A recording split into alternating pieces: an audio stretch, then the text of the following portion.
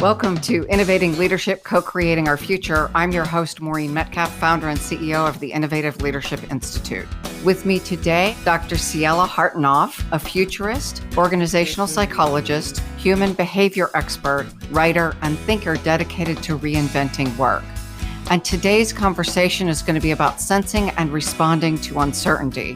This is such an important topic because most of us, especially as leaders and executives, we're taught to plan, predict, and control. And we live in a world where that skill set is insufficient to meet the needs.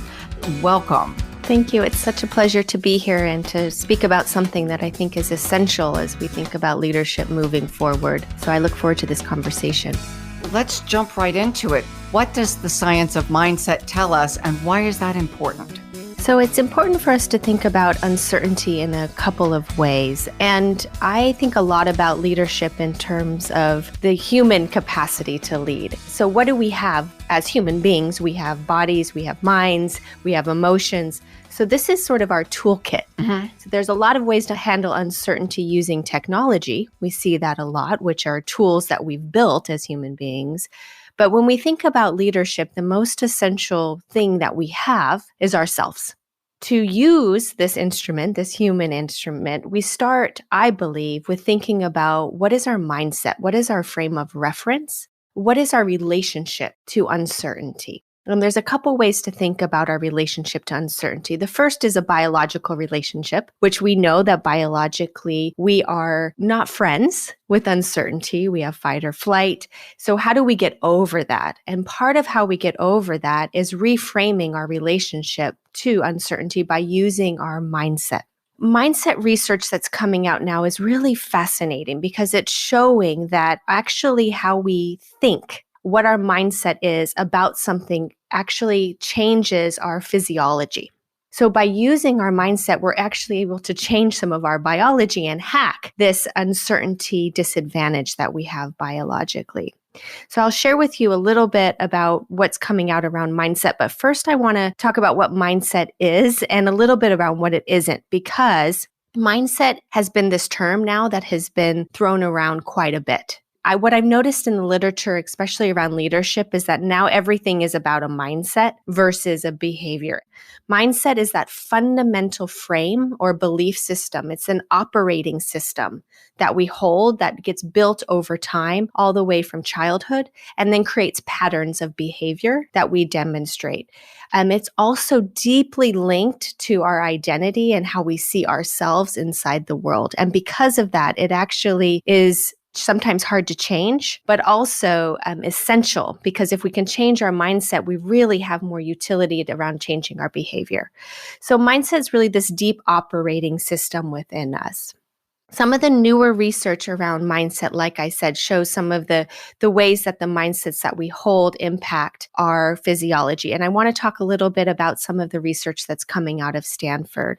So there's a really exceptional researcher there named Leah Crum, and she has done some research about different things like stress, which I think is important for us to acknowledge and talk about now, and some of this physiology piece. So one of the most interesting research studies that I have seen come out from her is she did this study where she had two different groups.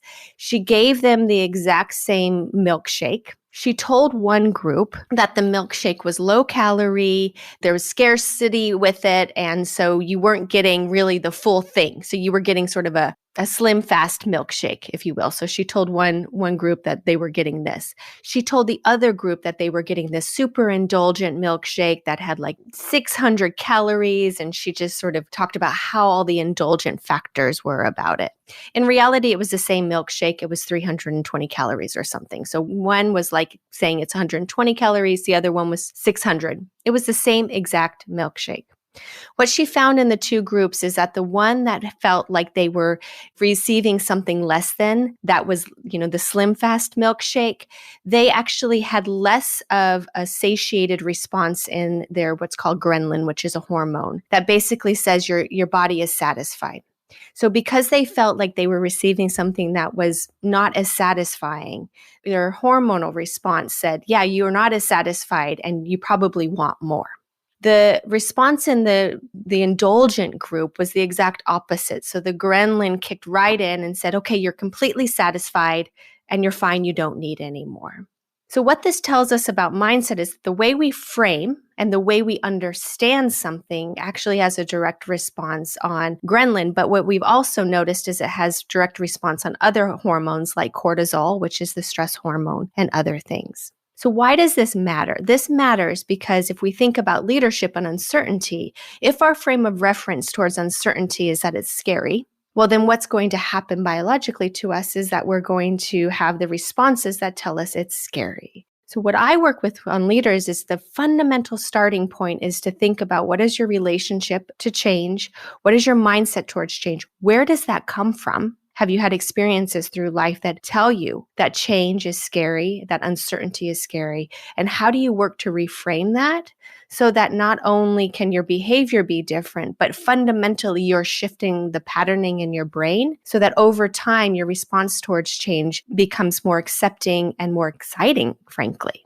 That's fascinating. As you say this, I think about how I have changed how I frame. Now, this research will change it again, but change how I frame conversations and even launching people into change. Mm-hmm. We're building on your exceptional work rather than, yeah, that's in the past. Now we got to go make things different. But starting from a position of strength and respect for the person and the work they've done feels like it also is coming from that place of abundance or indulgence rather than suggesting that someone is inadequate to the task. Yes, I think it's really about this possibility frame. And what we know is so true about uncertainty and change is that you have to try a lot of things. So, of course, there's certainly failure that's going to happen along the way when we're dealing with uncertainty. So the way you frame that and the narrative that you use around it is essential. So you think about it more as creating the pathway to finding the right solution versus that's being wrong and we're on the wrong path. And that research actually is around growth versus fixed mindset. So there's a whole bunch of research that Carol Dweck that many people know, so I don't really probably need to go into it. Mm-hmm. But our relationship towards failure and whether or not we're making progress also really matters in times of uncertainty. And the narrative, if we take this to the leadership level, the narrative that the leader is creating around failure, around progress, around uncertainty gets absorbed and creates a collective mindset around how do we handle uncertainty around here? And that, of course, creates the culture. And that has the downstream impact around whether a culture and a group, a collective, can accept uncertainty and use it as possibility, or if it becomes this fearful place where there's repercussions. We talk about the leader needing to shift from the traditional leadership mindset, and we use the term algorithm, to that of the scientist. So kind of a picture of Gibbs from NCIS and my favorite character, Albert Einstein. Now I want to do Forrest Gump, the image of him trying all the chocolates. Yeah. As you were saying, we have to experiment with things. It must be because I'm hungry. But as we're having this conversation, I was just imagining I would love to experiment in a chocolate store. Not so much at work, but in a chocolate store, I would love to just test everything and see what is my favorite. We don't take that chocolate store mentality to work. No. And say, I want to go do a bunch of experiments. It's how do I get through this so I can get the work done, rather than how do I enjoy all the chocolates in front of me. I don't know anyone who looks at work that way. That's also this collective mindset that comes straight out of the industrial era, which has to do with outcomes. Mm-hmm. So we collectively, inside this idea of work, understand it as outcome generation versus an efficiency, versus effectiveness, experimentation, innovation, and creating slack in the system so that you can have that. So the thing about the Industrial Revolution, of course, is that you were trying to move the slack out of the system to create efficiency. Unfortunately, we need to rethink that and think about organizations more as organic systems that need to have more slack inside of it, need different ways to nurture it. And I think about organizations much more like a forest grove, where there's this network of root systems underneath and they're all nurturing one another and growing in different ways to grow and thrive and nourish. And when something happens, there's like a disaster, the ecosystem is able to course correct itself. But the reason why it can course correct itself is because it has all these different elements that are holding it. And we've stripped out a lot of these different elements. And where we saw that most clearly during COVID was obviously the supply chain. So we start stripping out inside the supply chain to make more efficiency, and we don't hold things in warehouses. And there's a reason for that. I understand that. But that also has a real consequence when we're dealing with emergent conditions and uncertainty. So what I start thinking about is how do we put more slack back into a system so that people feel like they can have more space to create some mistakes. And slack is things like budgets. Slack is things like hiring. And do we have enough people? And one of the concerns I have right now is we're entering sort of an economic challenging environment, and in particular in the tech industry where there's some course correction happening around hiring. If we get too lean, then there is no possibility to create more tolerance for uncertainty because everyone's working on a shoestring, and then that leads to burnout. And burnout is the enemy, of course, of creativity and progress in uncertainty. As you say that, I think of even meeting duration, that I have tried to move to a 45-minute meeting or a 50-minute meeting to give 10 minutes to do simple things like refill my coffee. And yet it is culturally normal to spend 60 minutes in a meeting, whether we need it or not.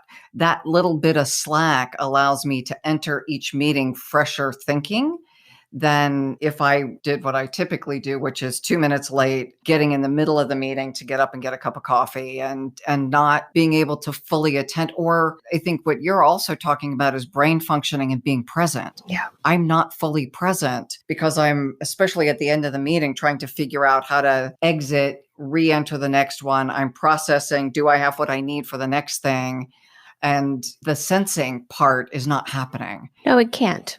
It just can't. You have to have space for that. And one thing I'll sort of throw out is there's an opposite perspective on that, which is you should have less meetings, but they should be longer and they should be more spacious so that you actually have the slack inside the meeting and inside the conversation. So that's another idea, is to think about, where do I get rid of meetings that are not essential, and where can I put in more space in meetings that perhaps have more generative quality? So that's one way to also consider thinking about meetings a little bit differently. The other thing I'll mention is some work by Cal Newport, a book that's called Deep Work. And I think it's an essential Bible as we're transitioning towards trying to think about work differently and handling uncertainty and creating more progress. Uncertainty is loaded with possibility. That's the flip side of uncertainty. It's loaded with possibility. But to leverage that requires us to be in a different mindset, a different frame. So in Deep Work, there's a conversation about how you get this slack, this space in your brain, and you create an environment to be able to do that. And he references Jung as an example of someone who has pioneered, I guess you could say, this idea of deep work way back when. His example is that Jung, he created this cottage in the forest, and he would go out to this cottage in the forest and be alone to think, to do what Newport calls deep work. And then he would come back into the city and he would see his clients and he would be with his family and he would do all those things that were essential.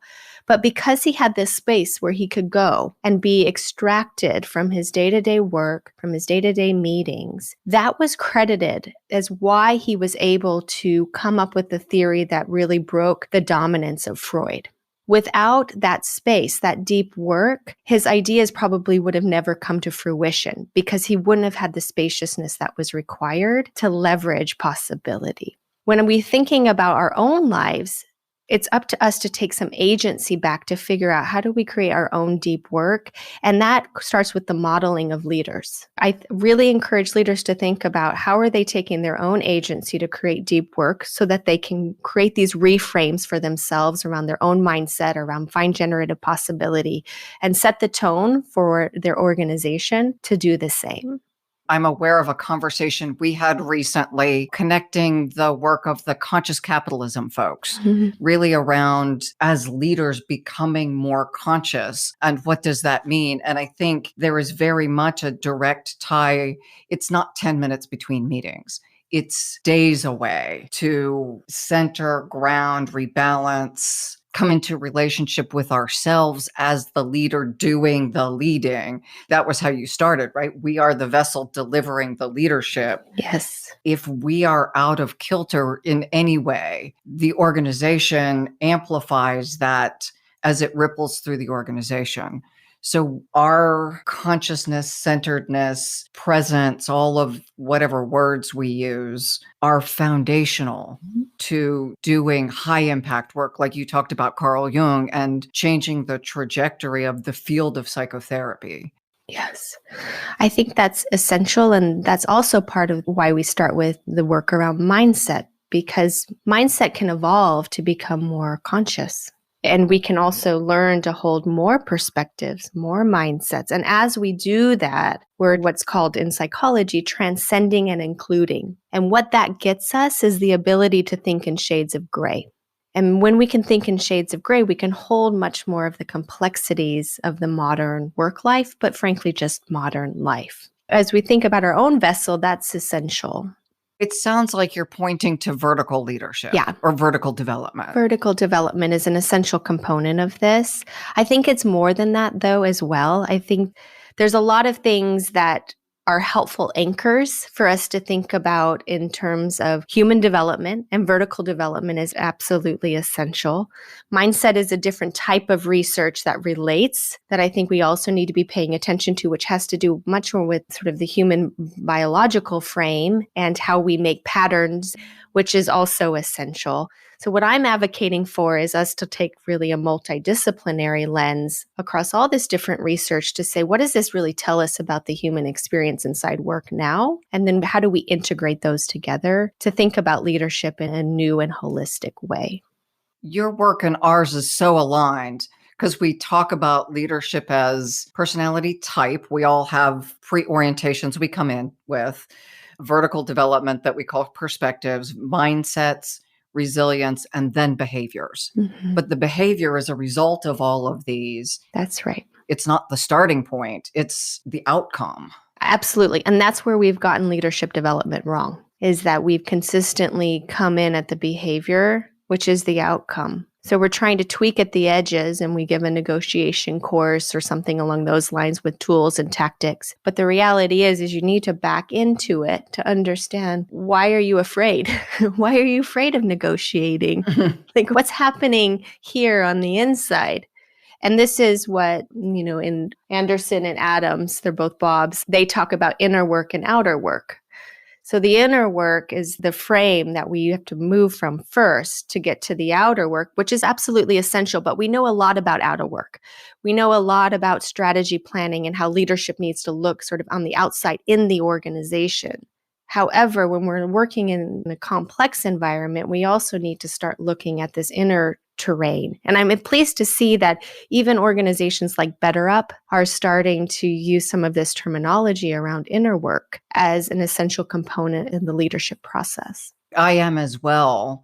Most of the people who we have come to a leadership class, if they don't know our work, come in looking for the checklist. Yeah. Just tell me what to do and how to do it, and I'll comply. Versus if we look at a fabulous singer or athlete, it is through themselves that they deliver the performance. It's not through a checklist. Tiger Woods, my assumption is he worked very hard on being present and the practice and the coaching and all of that work that goes with being conscious, translating to then doing well at swinging and the tactics of golfing. Yeah, it's funny you bring up Tiger Woods because I also have mostly known him from the tabloids, except for recently. There was an article about him maybe a couple months ago that I read about his dedication and his drive. Not so much when he was younger, where he really employed this idea of deliberate practice, which is where the 10,000 hours from Malcolm Gladwell comes from. And this idea that you need to practice, which is absolutely true. You need to do the thing so that you can become good at it. But more recently, this article talked about how he was having to work much more with his being because he was going through so many challenges personally, but also it was impacting his golf. So to create a reinvention for himself, he had to go inside. Mm. And it wasn't just about the deliberate practice. It was about what was inside. So when we reach failure points, it's not just about trying to do more of the same action and the same practice. It's what's happening inside me so that I know how I can expand my consciousness or my inner body. And COVID was a good example of a collective failure point. Yeah. That no matter how hard people practiced, now that sensing muscle becomes required. Yeah. Because there is no predicting and controlling a pandemic or the Suez Canal getting blocked by barges or any number of things that are happening now. No, there is none. Are outside of our scenario planning. Right. So it's a new skill set that needs to be added alongside. I'm not saying that we need to throw out all of these planning mechanisms that we've learned so well, but it's like, that old saying, using a hammer for everything, not everything's a nail. When we're dealing with complex scenarios and uncertainty, it's a whole different tool set. And it's what I call sort of sensitive leadership, which is the ability to sense and respond to novel terrain. When we learn how to sense and respond by first building this conscious capacity inside of us to hold that uncertainty, and we tune in to ourselves, and then we tune into others, we tune into the context around us, and that gives us more capacity to respond in unique and novel ways. But that also starts from the beginning place, which is ourselves. And I'm writing a book right now, and what I talk about around creating more perception or attunement are three things, which is we have bodies, which give us a lot of information. We have emotions, which we're learning much more about the science of emotion that tells us it's essential in decision making. If you don't have emotions, you can't make any decisions. It's also essential in connecting to others and building compassion and connectivity. And then we have body, emotion, and brain. And the brain part we've talked quite a bit about around our mindset and our patterning. We've also know, of course, from the brain science that neuroplasticity, we can change our brains even into adulthood. So we start with the context of our own selves, of attuning and getting more conscious about our own human experience. But that's not enough. Then we need to start learning how to attune to others. And then the leadership domain, this is really essential. And this goes beyond what I consider empathy, which I know is a hot topic right now. I have some different views on empathy because I think empathy can really create burnout for everyone, because as you're feeling other people's feelings, we sort of bring each other all to our knees. I think compassion is a better answer, and how we become compassionate. But compassion requires us to have our own stable ground first, and then we can be compassionate, but we don't need to fix the other person's emotional terrain. So this is where I think leadership probably needs to go when we talk about attuning to other people. And then the third essential component of sensitive leadership is attuning to the environment. And attuning to the environment is also a different skill set that requires something that's called sense making, which is the way that we understand and make sense through a process, and I sort of delineate this in my book, that you start questioning differently, you're asking different questions, you're looking for early signals, you're really becoming much more of a futurist, if you will, using some of the tools that are less scenario planning and more about looking wider to see what's happening in the environment and then piecing together a picture of what might occur. Can you say a little bit more about that? Because I understand scenario planning. Yeah. And that's looking at what might occur and what's not highly probable, black swan kind of scenarios. Yeah. It sounds like the process is different. The process is different because scenario planning is important. It's sort of looking against the different contexts. Sense making is what you do when you're actually inside the emergent territory. So what I think about scenario planning is you're sort of saying, okay, these things might happen. What would we do in that case? Sense making is saying, oh, COVID is happening. We're inside the emergent terrain. Now what? We're sitting inside this uncertainty, this emergence. Now what? So that gives us the chance to work inside emergence when it's actually happening. Got it. And what I see with scenario planning is that we're trying to predict what might happen versus building the tools to be inside when it's actually really happening. So sense making sort of this ongoing process that you use inside uncertain terrain. Which is every day for most of us now. Yes, exactly. So which is why scenario planning is still interesting to me, but I think it's kind of interesting because it's the same thing that we've always been doing, which is trying to predict an uncertain future versus just recognizing we're in an uncertain future. So what are the tools and capacities that we need to be using right this minute? And that has to do with first looking at these signals, collecting, asking yourself, what is going on here? It's as simple as that. What is going on here? What do I not see? Who else do I need to bring into this conversation to help me see differently, wider? And then it's really a collective process so that we're all coming together to have a conversation about, what do you see? What do I see? How does this create shades of what is potentially happening here? And then how do we make sense of this together? And then, of course, the last question is, given that, what can we do next? What is a potential move for us inside this organization? And maybe it'll fail, or what are the few things that we can try and do? But this also becomes sort of a cyclical process when we're working in really hard terrain that's always changing. Meetings could always be this conversation continuously so that we're really doing the definition of adapting over time by continuously having these kinds of conversations inside meetings versus what is our strategy for the next year. It's not that that's not important. It's just that that doesn't meet the need of an uncertain terrain. It has a different feel when you say that.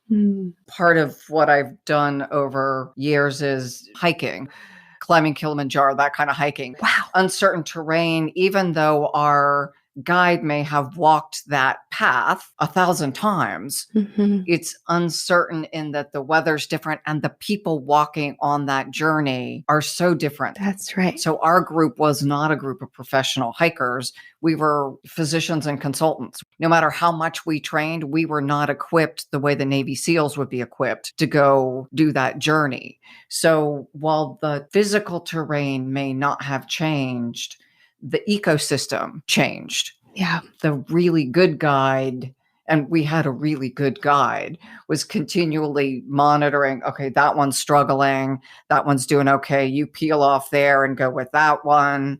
Those two can partner up, and that one's going to go back to the tent.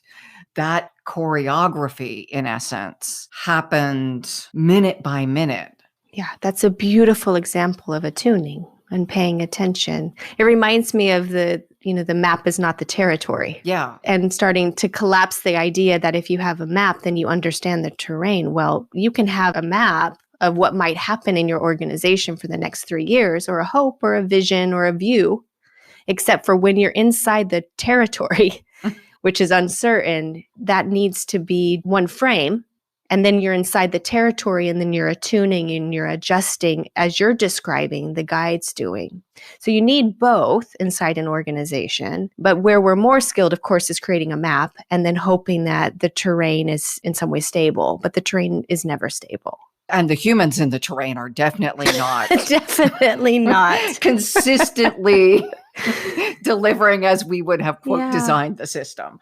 Because they're humans. Yeah. Humans. I mean, humans are the definition of complexity. If you throw humans into a situation, there are certain things that we can predict about human behavior. And, there's argument in psychology about how much that is. But of course, there's some unpredictability about what will emerge because we all have different profiles of our mindsets of what's coming to the table. Frankly, what our fears and traumas are, all of that informs how we show up into the terrain.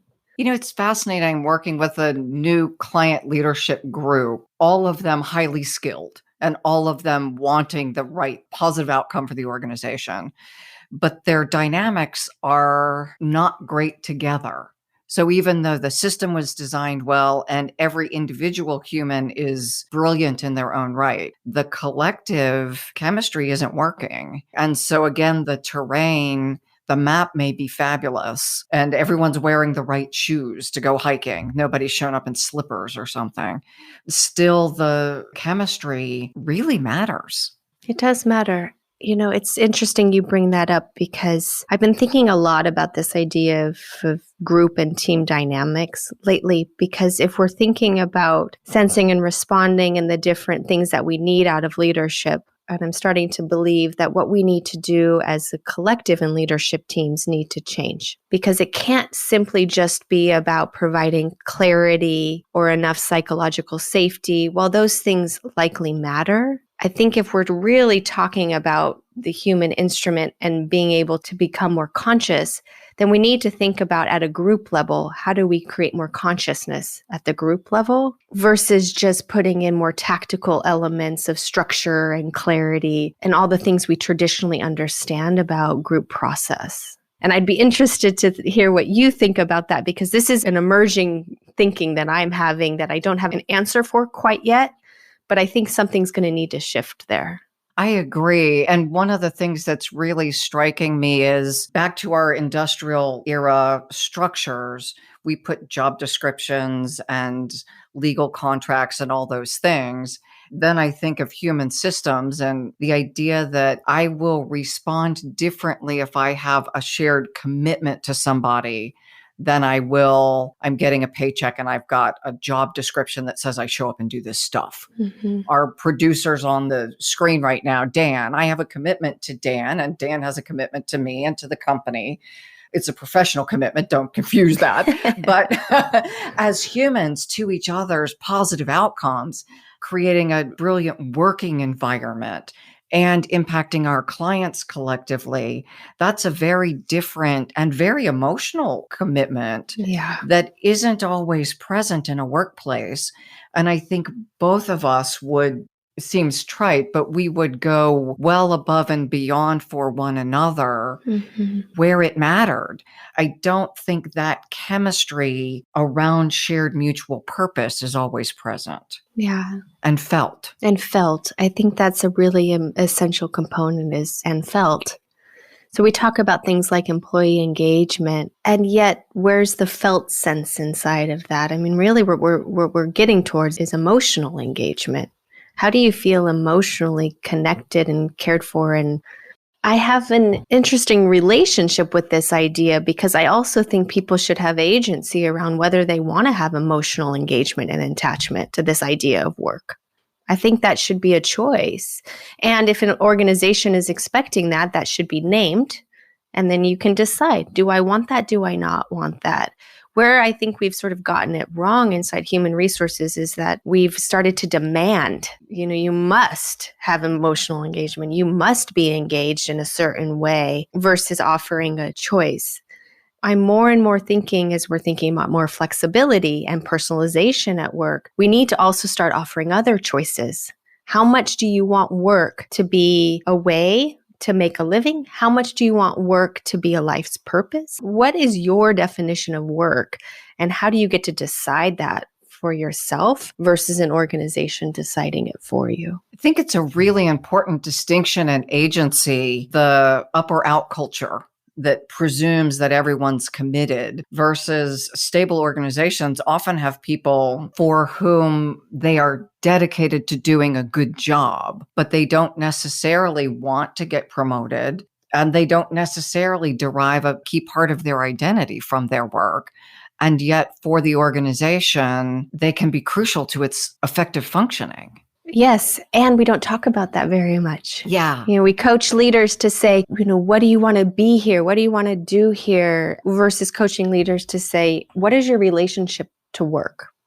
I think that's the new question leaders need to be asking. What is your relationship to this idea of work now that is shifting and changing? What do you want work to look like and be for you? How can I support you? And does that match with the organization that you're in? Is there a shared agreement that it's necessary for this team to come together and have that shared chemistry? Is that essential and crucial for the organization's outcomes? And if it is, then naming that and letting these leaders decide, am I going to participate in that or not?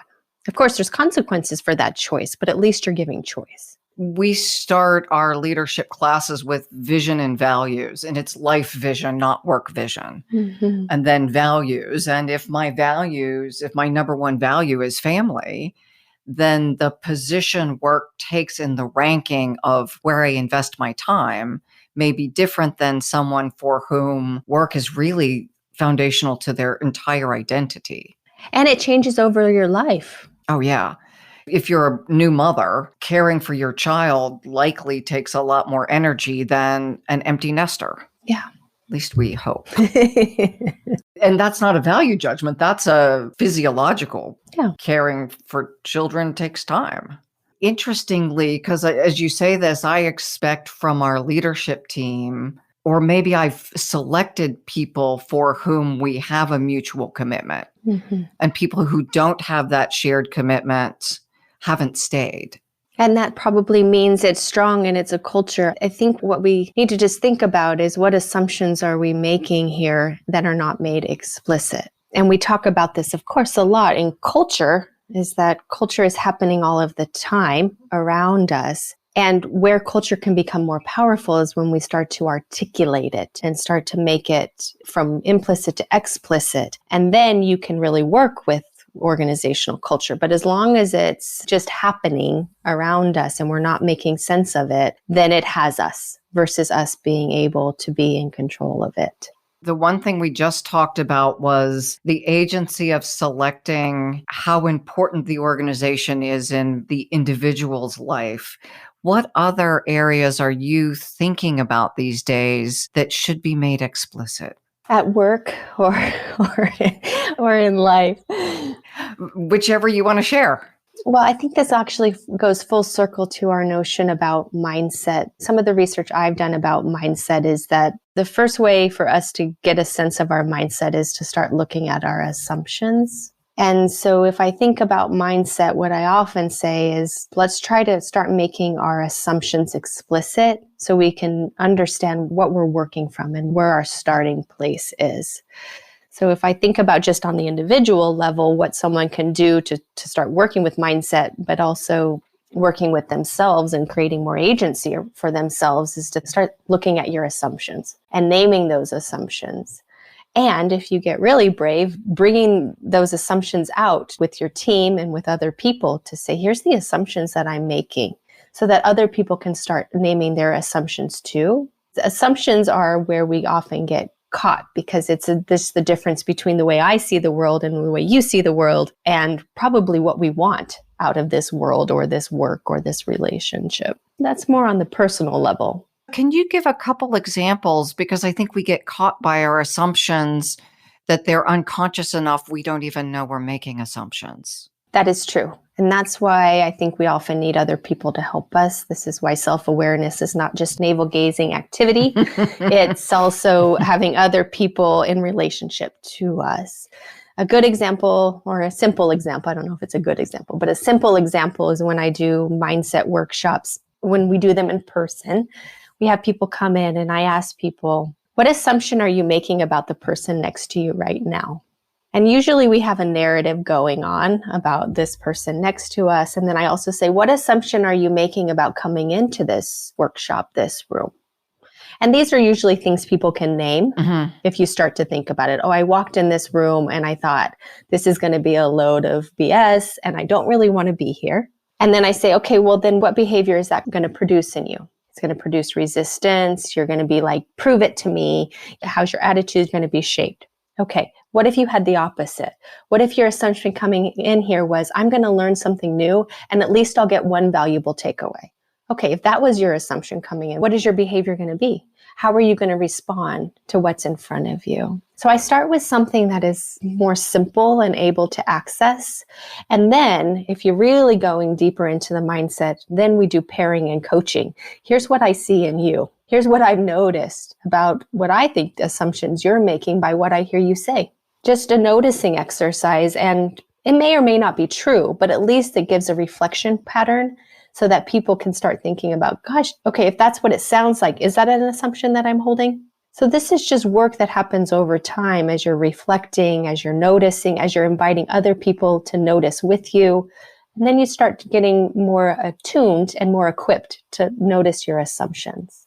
I really like that because, as you said, they're unconscious and powerful. They really do drive how we interact with one another, one-on-one, the collective, and the mission of the organization. Do I assume that we're doing valuable, important work, or do I assume I'm really here because I need this job to feed my kids and the owners are sleazy but I still have to have the job. That drives very different behavior.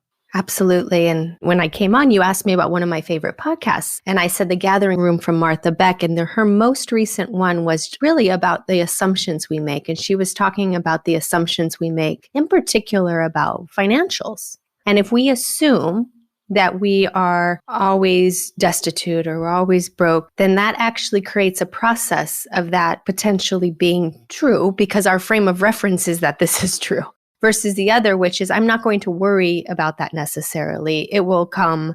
I will figure it out. I'm capable. You can see that the frame or the narrative we're telling ourselves, it can produce very different outcomes out in the material world too, sure, but also in our own experience of am I going to be okay versus am I always going to feel like I'm crunched? Which is interesting also as we relate it to time, because many of us feel always time crunched. Yeah. I have the same amount of time you do as everyone else listening does, hours in the day. And yet some of us feel very crunched, and others who have a similar level of responsibility aren't running around hair on fire. Right. I don't want to deny the fact that, yeah, there's a lot of externals that impact us. And we can take back our own agency by working with our psychology to think about what is the best use of my time? Why won't I give up some of these meetings? Why won't I say no? And then you start taking back your agency to say, okay, I can find ways where my locus of control lives so that I can feel good inside this environment. Just like the money thing, it doesn't mean I'm going to get more money. It means I'm going to make peace with where I am financially and use it as efficiently or effectively as possible. Yeah, and potentially generate more. We hope generate more. We hope. Well, with time is limited. Yeah. You cannot generate more time. Money, that's a different thing. But that's a perspective on if abundance versus scarcity, which is also a mindset too. And a really powerful one, because an abundance mindset, I know some of these can be taken to the extreme, the mindset that isn't connected to action versus the mindset that really retunes the instrument and we behave differently. Yeah, this is not about magical thinking. I want to be clear. It's about using your mindset, your frame of reference to create new behavior patterns, to give yourself more potential and possibility to get back to your center of control and your center of gravity. So that's what this work is about. Which is an important body of work. As you've said, it's research-based. Yes. It's evidence-based, and there are processes. There's ways to do this. Absolutely. We just need to learn them and make them primary in our thinking about leadership, because right now we're at this inflection point between sort of the old and the new. And what I would also say about that is it's almost becoming more to me like a Venn diagram. What do we need from the old way and what do we need inside a new way? So you don't have to shed everything from the past. There's this idea that we need to transform and create a new way, and maybe not completely necessarily. Maybe some of the tools and practices that we've learned along the way are valuable. They need to be right-sized in the context of the current environment and then revisited. So maybe some things over time will need to be shed. But where we get caught is not analyzing and looking at that to say, do these really work for me anymore? And it's, of course, goes way back to what got you here won't get you there. The book from ages ago about re-examining what are the tools that I have in my toolkit as a leader and which ones are still useful and which ones are no longer serving me. And I think that's a really important point because we can't transform 100%. So we need some core functions. Everyone I know that I've coached, nobody's completely broken or nobody is in a situation where they need to be 100% different. We all have gifts that we're drawing from because we're now in a new situation, things we need to, of course, develop. I like to think of it more as renewal rather than sort of reinvention. And it goes back to what I talked about around the forests and ecosystems. They're always renewing themselves to the next level of how they need to be inside the context. And we look at climate change and you see this renewing and this regeneration happening in a lot of different ways. Of course, there's devastation that's happening alongside it too. We live in a world of paradoxes and this is true. And yet When we think about our own human instrument, a lot of what I have researched and what I talk about is it's not that this idea of our mindset, our psychology, our frames, that has been evergreen inside the human condition. It's just we need to renew our relationship with it, renew our understanding, and renew our working with it, because a lot of this has just been ostracized from the working environment, like we talked about, because of the Industrial Revolution. So now we're re-revolutionizing work. We need to bring these parts of our humanity back inside and renew them. And I think it helps us come from a place of strength versus a place of deficit. You use the term humane workplace, humane-driven future of the workplace. Yeah. Can you say more about that? I like the word humane because I think it does two things for me. It means bringing our humanity, our humanness, using this tool that we have. It's the only thing we have. We can augment ourselves through artificial intelligence, through other technologies, and yet what we must come back to is that we are still human and we need to work with our humanity. So that's part of the piece of this, is bringing back our humanity versus trying to strip it out, trying to make us into, little bots and robots. And we're full. We have lots of range. We have a lot of capacity. We need to bring that back in. The other part about this, to me, about humane-driven, is how we think about the systems and structures and where we strip human dignity out of the workplace. And that is a bigger conversation where we need to start addressing things like, what does making shareholder value primary do? What does that do to workers? Where are other models for thinking about how we establish what organizational value to the world, to the community looks like? An exceptional example of someone who, of course, is pioneering this is the most recent with the Patagonia founders saying we are giving our company profits to the climate. That's what this organization is going to do. It's going to help try to solve climate change. And I don't know if you've read the article, maybe we can link it in the show notes, where they collectively decided as a family, they weren't going to make themselves public. Instead, what they were going to do was use the profits for this new way of creating a fund that would fund climate activism.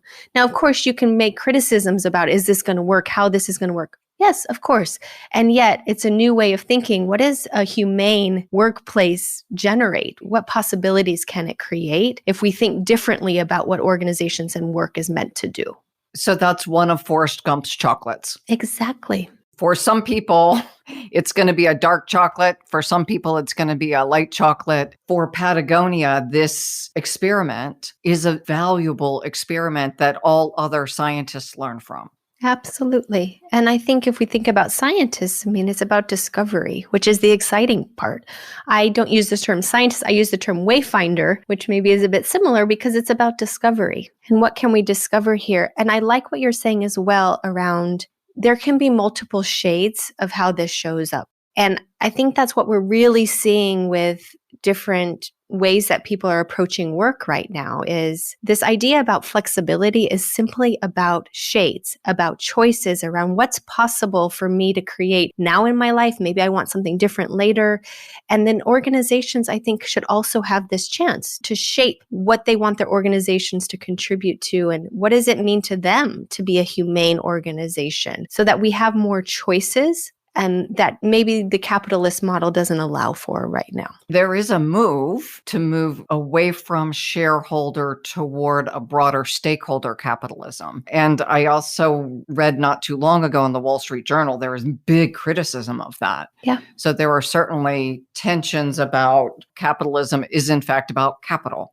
And the stakeholder thing is not as designed. And yet there are other significant people like Jamie Dimon who are saying, absolutely, we need to consider the broader stakeholders because that's what will make our organizations healthy and whole. Absolutely. And I think you can expect that in times of transition, we are going to be in these types of conversations because there will absolutely be tensions inside of this. And I think that's also goes back, if we go back just to the individual leader who's leading inside an organization, they have to be able to hold these tensions inside themselves because they're sort of at the epicenter of just different types of conversations. No longer is this just an intellectual or theorized thing that's happening outside. Employees are bringing it into the organization, into the conversation. And so leaders need to be equipped to hold these sorts of paradoxes in new ways and be in conversation, even if they don't know the answer. I don't know the answer. I'm sure no one knows the answer yet. There is no answer. But at least we can be in conversation together about it and make sense. And that's what sense making really is, the value of it. As you say that, I think of the uncertainty in our world means we can have experiments with pure, we're all about making money. We can have experiments about Patagonia. We can have someplace in the middle. Which one will thrive, or what is the environment in which all thrive? And employees who resonate more with Patagonia are going to choose to work at Patagonia. Employees who resonate more with a more pure capital-driven model will resonate with those companies and they'll work there. We'll see who thrives. And all of them may thrive, but there will be a sorting, just like there's a sorting of employees, some who want to work remotely, some who want to be back in the office and are willing to make that investment, and others who will be hybrid. We'll have a great sorting at some point. And over time, people will end up where they fit, and we'll see who thrives. We will. Or if all do. Or if all do. I mean, all of these things are muddy as we're going through paradigm shifts. It's muddy waters, and we just have to keep going through and muddling our way through. One thing I will say about big change, though, is that in systems theory, the system is, of course, always trying to get back to equilibrium. In this case, what will likely thrive in the short run is what is already established, which is why organizations are saying, please just come back to the office. Not all of them, but can you please come back to the office? Because I know how to do that. And so it's just the system trying to get us back to some sort of status quo. And we have to create enough pushback where there can be enough space between the status quo and the new so that we can have different options. Otherwise, we will collapse back to what is considered normal now. That is one of the biggest benefits of COVID around how long it lasted, is that you got enough space between status quo and the new that it's actually a lot more difficult to come back to status quo. So we have to think about systems in this way so that we can get enough space in between the old and what's possible. Yeah, because we saw that people could work remotely. Yeah. And it was successful. But if it would have been 1 year, it would have snapped right back. Yeah, we're now seeing some employees say, I'm not going back. Yeah. They're voting to align with organizations that allow 100% remote. Others are willing to align with 100% in person. Yeah. And that's also then becomes an organization's choice around, okay, where is your talent? What concessions are you needing to make as well? So the organization power has shifted. Employees who are sought after have more authority and autonomy. It's not even, but nothing in society is even. But this in particular isn't even. But I have a recruiter who often sends stuff to me to send out to other people, and she sent me a job recently and said, this has to be in a certain city. And I wrote back and I said, before I send this to anyone, is it hybrid or is it in the office every day? I wanted to clarify. And she said, in the office every day. And I said, well, I have no one to send this to because no one I know is willing to do that. But that's the choice the organization's making. I'm certain they will find someone. It's in a nice location. It's a lovely place to live. But it definitely is a choice they're making. And the pool of who they can hire will reflect that. As we're coming to wrap up, is there anything you absolutely want our listeners to hear that we haven't talked about already? I think what's just essential in this moment is to realize that it's really not about trying harder. And this is the cultural meme that we have. If we just strive harder, if we just try harder, we're going to get through this. That is the essential reframe that we need to make right now, is that it's really not about trying harder. It's about renewing ourselves so that we have more capacity. And that is a different way of thinking about it so that we're not pushing ourselves to burnout. My biggest concern right now about work life is burnout. And that's because we're using the old model of work harder, work faster, work smarter, rather than saying, I actually need to work differently. I need to think about more about deep work. I need to take back my agency. I need to have rest. I need to find my locus of control. So when you start asking yourself these questions, what that does is put yourself back in the driver's seat so that you won't always feel like you're burnt out and that you're always in response to the system in the organization. So this is the deep work and the consciousness that I, as the human doing the leading, have to be refreshed. And there is such a pull to do more. I imagine you feel it, I feel it, and yet that leaves us less effective. It leaves us completely less effective. And I have to say, Maureen, it's funny in these conversations, I don't operate that way anymore. You don't? I don't. Ever since I've left corporate, I don't operate that way anymore. But I had 3 months of working with myself, with other people to think about how do I create spaciousness in my life and do the work that matters in a way that uplifts me. And I spent 3 months in that conversation with myself and with other people to figure out a way to architect this new work journey that I'm on. And so every time I'm in conversations now with clients and I see them on the other side of the screen in panic, in burnout, and I think that used to be me. It's so clear to me that to create these humane-driven workplaces, we have to go back to ourselves and find a way to hold ourselves differently with more care versus trying to push ourselves to fit into a system that is really at its breaking point. And you had the luxury of exiting a corporation to allow that to happen. That's a luxury, and I completely recognize that. So where can leaders find that small bit of solace? And it's possible. I'm not saying it's easy. And for me, I was definitely pushed to a point where I was so burnt out that I needed to make new choices. And I recommend let's try not to get to that point. Let's start doing it before. Beautiful guidance. Thank you, Dr. Ciela Hartanov. When is your book coming out and what's the title? It'll be out later next year. I don't have a pub date quite yet, and it's called Reclaiming Sensitivity. Still working on a subtitle, but it's essentially what we discussed, how to sense and respond to uncertain terrain. I would love to do an interview again as the book is coming out. Would love that, and it was a pleasure to be here. Thank you. So how would our listeners get in touch with you? With me, you can follow me on LinkedIn, Ciela Hartanov, and also Hum Collective. And I have an Instagram, which is an occasional Instagram at Ciela Rose. Thank you. For our listeners, for a daily leadership tidbit from our guests and from us, be sure to follow us at the Innovative Leadership Institute on LinkedIn and also on Twitter at IL_Institute. Thank you for listening. Please like us, share us. Most of all, put in action recommendations that you hear during the podcast.